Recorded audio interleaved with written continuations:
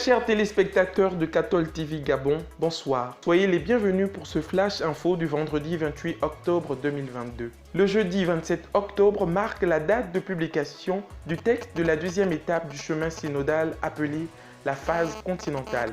Composé de synthèses provenant des églises des 5 continents, ce document a pour but de permettre le dialogue entre les églises locales et entre l'église locale et l'église universelle.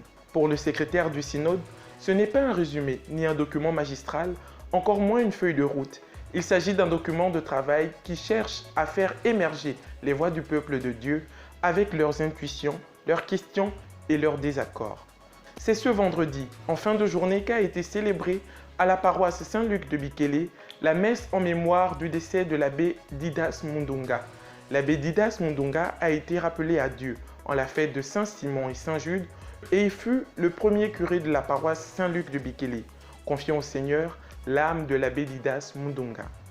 L'archevêque métropolitain de Libreville, son Excellence Monseigneur Jean-Patrick Ibaba, présidera demain, samedi 29 octobre 2022, à 10 h, la messe de bénédiction de la nouvelle chapelle Saint-Jean-Paul II à Okolassi. Un acte nécessaire pour l'Église universelle et pour la communauté chrétienne qui bénéficie de cette chapelle. Saint du jour. Lorsqu'on parle d'eux, c'est comme entrer dans les plis les plus intimes de l'état civil de l'Évangile, là où Jésus Dieu montre avec intensité sa dimension de Jésus homme.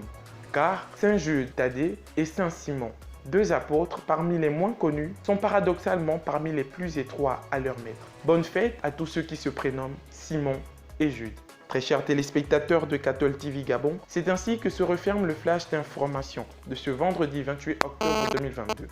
Nous vous remercions de l'avoir regardé. En route pour les 200 ans de notre Église, gardons la foi, l'espérance et la charité.